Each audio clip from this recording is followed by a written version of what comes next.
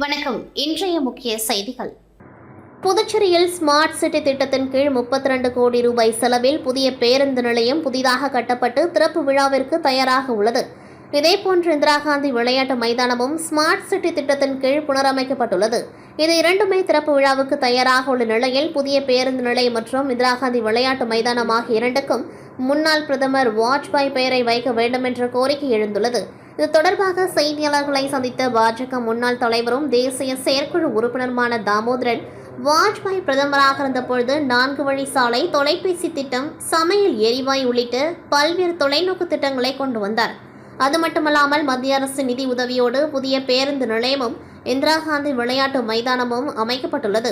எனவே இந்த இரண்டுக்கும் மறைந்த முன்னாள் பாரத பிரதமர் வாஜ்பாயின் பெயரை வைக்க வேண்டும் என்று குறிப்பிட்ட அவர், வாஜ்பாயின் 100ஆண்டு விழா நடைபெற்று வரும் இந்த வேளையில் அவரது பெயரை சூட்டுவதுதான் பொருத்தமாக இருக்கும் என்றும் அவர் தெரிவித்தார்.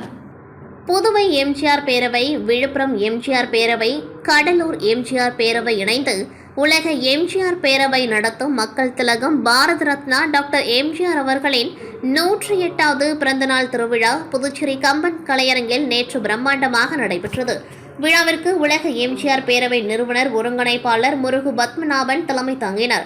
எம்ஜிஆர் பக்தர்கள் நாகராஜன், குணசேகரன், சுப்பிரமணியன், அப்துல் ஹமீத், ராஜ்குமார், கருணாமூர்த்தி, ஓம் சக்தி, மணி, செல்வநாதன், டாக்டர் ஜில்பர்ட் பெர்னாண்டஸ், சிவராமன், ஆறுமுகம், ஏழுமலை, ஐயப்பன், மூர்த்தி, சங்கர் ராஜா, சரவணன், கோபால், எம்ஜிஆர், இஸ்மாயில், வெங்கடேசன் ஆகியோர் முன்னிலை வகித்தனர். சிறப்பு விருந்தினராக முன்னாள் கலை பண்பாட்டுத்துறை இயக்குநர் கலைபெருமாள், பிரான்ஸ் பாண்டிச்சேரி சங்கங்கள் கூட்டமைப்பின் செயலாளர் ஜெரார் மோரிஸ், பாண்டிச்சேரி பிரான்ஸ் துமாண்டே அமைப்பின் முன்னாள் தலைவர் அதிரியன் விராட் ஆகியோர் கலந்து கொண்டு சிறப்புரை வழங்கினார்கள். மேலும் புதுவை கலை மாமணி செந்தமிழ் அருவை டாக்டர் கலக்கல் காங்கேயனின் இன்னிசை பாட்டு மன்றம் நடைபெற்றது.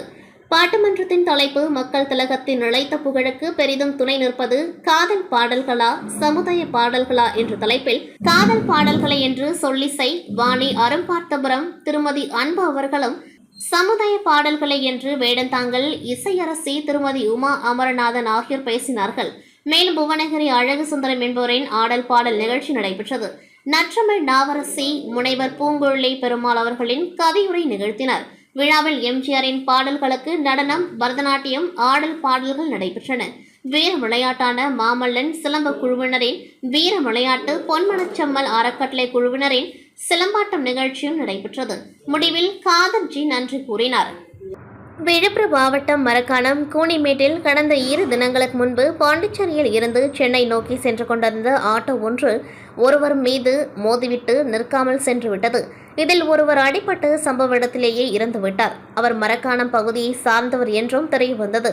இதனைத் தொடர்ந்து மரக்காணம் காவல் நிலையத்திற்கு தகவல் தெரிவிக்கப்பட்டு உடனடியாக துரிதமாக செயல்பட்டு எஸ்ஐ ராஜாராம் அவரது தலைமையில் அருகில் உள்ள சிசிடிவி கேமராவை ஆராய்ந்து மிகவும் வேகமாக செயல்பட்டு சம்பந்தப்பட்ட ஆட்டோவை பிடித்து காவல் நிலையத்தில் ஒப்படைத்தார். இதனால் மிகவும் துரிதமாக செயல்பட்டு நடவடிக்கை எடுத்ததற்கு விழுப்புரம் மாவட்ட எஸ்பி அவர்கள் ராஜாராம் எஸ்ஐ அவர்களை நேரில் அழைத்து சான்றிதழ் கொடுத்து பாராட்டினர்.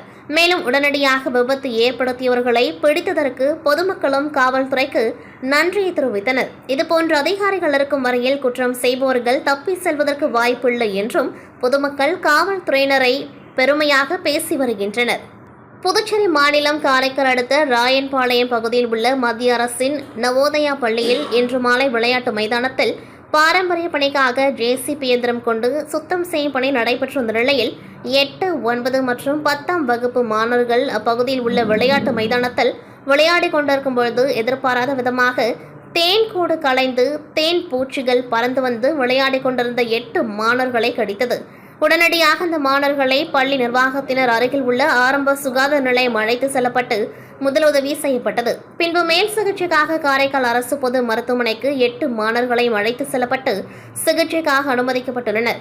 மேலும் மாணவர்கள் நலமாக இருப்பதாக மருத்துவர்கள் தெரிவித்துள்ளனர். இந்த சம்பவம் குறித்து கோட்டைச்சேரி போலீசார் விசாரணை மேற்கொண்டு வருகின்றனர். மேலும் சிகிச்சை பெற்று வரும் மாணவர்கள் காவல் கண்காணிப்பாளர் சுப்பிரமணியன் நேரில் சென்று நலம் விசாரித்து விசாரணை மேற்கொண்டார். கடந்த 2022-23ஆம் ஆண்டிற்கான நிதிநிலை அறிக்கையில் ஆதி திராவிட நல மற்றும் பழங்குடியினர் நலத்துறையின் மூலமாக SC/ST மக்கள் நலத்திட்டம் பெறுவதற்கு வருமான உச்சவரம்பு ரூபாய் 8 லட்சமாக உயர்த்தப்படும். SC/ST மாணவர்களுக்கு பெற்ற கல்விக் கடன் ரத்து செய்யப்படும் என முதலமைச்சர் அறிவித்திருந்தார். இந்த நிலையில் முதலமைச்சர் நிதிநிலை அறிக்கை உரையில் கூறியதை அரசாணையாக வெளியிடவில்லை என கூறி 75க்கும் மேற்பட்ட விடுதலை சிறுத்தை கட்சியினர் அண்ணா சிலை அருகே கவன ஈர்ப்பு ஆர்ப்பாட்டத்தில் ஈடுபட்டனர். அப்பொழுது அவர்கள் முதலமைச்சர் கூறிய வருமான உச்சவரம்பு உயர்த்துதல், கல்விக் கடன் ரத்து உள்ளிட்ட பல்வேறு கோரிக்கைகளை அரசு நிறைவேற்றிட கோஷங்கள் எழுப்பினர். கிறிஸ்தவர்களின் தவக்காலம் சாம்பல் புதன்கிழமையிலிருந்து துவங்கி இயேசு உயிர்த்தெழுந்த பண்டிகையான ஈஸ்டர் வரை கடைபிடிக்கப்படுகின்றது. இந்த காலத்தை இலையுதிர் காலம் என்றும் கூறுவதுண்டு. பாவத்திலிருந்து விடுதலை பெற்று மீண்டும் நம்மை சீரமைத்துக் கொள்ளக்கூடிய காலமாக இந்த தவக்காலம் ஒவ்வொரு கிறிஸ்தவர்களின் வாழ்க்கையில் முக்கியமாக கருதப்படுகின்றது. சாம்பல் புதனை ஒட்டி புதுச்சேரியில் உள்ள பல்வேறு கிறிஸ்தவ ஆலயங்களில் இன்று சிறப்பு வழிபாடுடன் திருப்பலி நடைபெற்றது. புதுச்சேரி உழவர்கரை பகுதியில் உள்ள புனித ஜெயராகினி அன்னை ஆலயத்தில் நடைபெற்ற சிறப்பு திருப்பலியில் ஏராளமான கிறிஸ்தவர்கள் பங்கேற்று தவக்காலத்தை துவங்கினர். இயேசு கிறிஸ்துவின் சிலுவை பாடுகளை தியானிக்கும் வகையில் 40 நாட்கள் தவக்காலத்தை முன்னிட்டு கன்னியாகுமரி மாவட்டம் நாகர்கோவிலில் உள்ள பிரசித்தி பெற்ற கோட்டாறு புனித சவேரியார் பேராலயத்தில் நடைபெற்ற சாம்பல் புதன் தவக்கால தொடக்க திருப்பலியில் பெண்கள், குழந்தைகள் உள்ளிட்ட ஏராளமான கிறிஸ்தவர்கள் கலந்து கொண்டு நெற்றியில் சாம்பல் பூசி தவ காலத்தை துவங்கினார்கள். கோட்டார் மறைமாவட்ட பேராயர் நசரேன் சூசை தலைமையில் சிறப்பு திருப்பலி நிறைவேற்றப்பட்டது. இயேசு உயிர்த்தெழுந்த தினமான ஈஸ்டர் பண்டிகைக்கு முந்தைய 40 நாட்களை தவக்காலமாக கிறிஸ்தவர்கள் அனுசரித்து வருகின்றனர். இயேசு கிறிஸ்துவின் சிலுவை பாடுகளை நினைவு கூறும் வகையில் இந்த தவக்காலத்தினை நோன்பிருந்து அனுசரிக்கின்றனர். அந்த வகையில் இந்த ஆண்டு ஈஸ்டர் பண்டிகை கொண்டாடப்பட இருக்கும் நிலையில் 40 நாட்கள் முன்னதாக உலகம் முழுவதும் கிறிஸ்தவர்கள் தவக்காலத்தை இன்று தொடங்கினார்கள். சாம்பல் தினமான தொடங்கும் இந்த தவக்கால நிகழ்ச்சிகள் கன்னியாகுமரி மாவட்டத்தில் உள்ள கத்தோலிக்க கிறிஸ்தவ தேவாலயங்களில் இன்று காலை திருப்பலியுடன் துவங்கியது.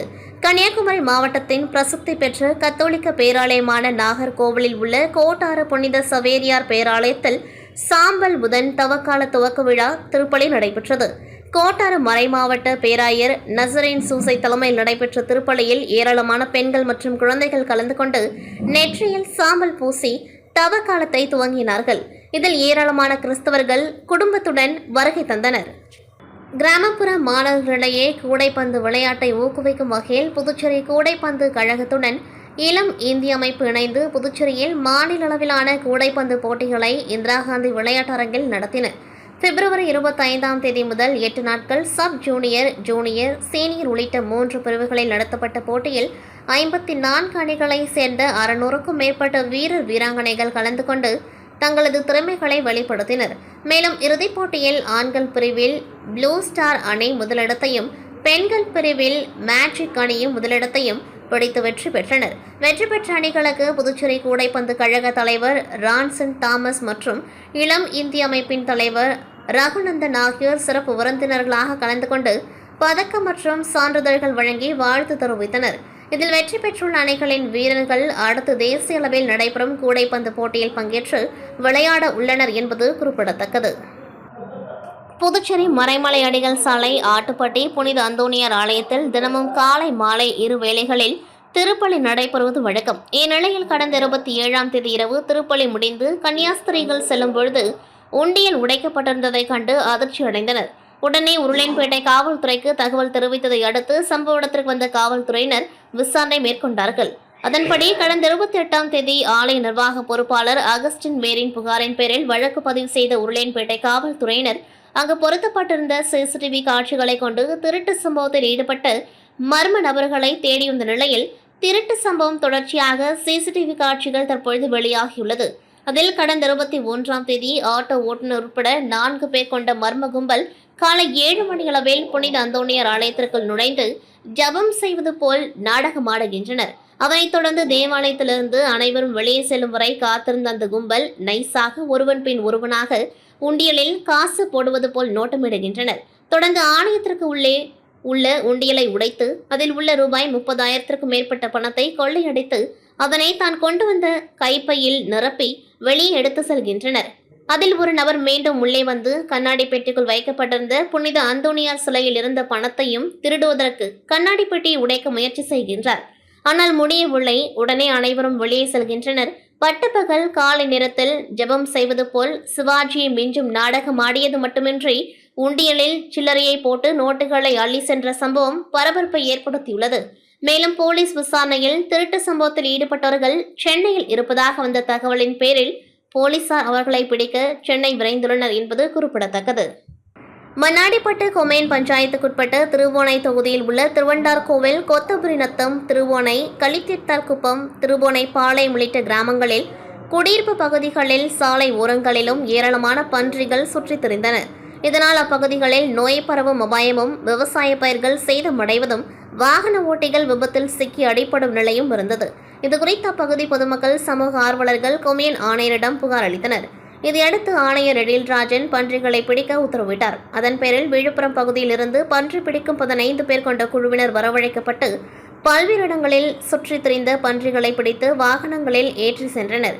அப்பொழுது கொம்யூன் பஞ்சாயத்து ஆணையர் எழில்ராஜன், உதவி பொறியாளர் மல்லிகா அர்ஜுனன் மற்றும் திருபுவனை போலீசார், கொம்யூன் பஞ்சாயத்து ஊழியர்கள் உடன் இருந்தனர்.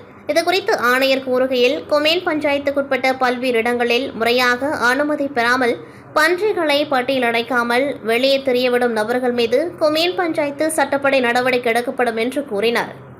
இத்துடன் செய்திகள் நிறைவடைகின்றது. நன்றி, வணக்கம்.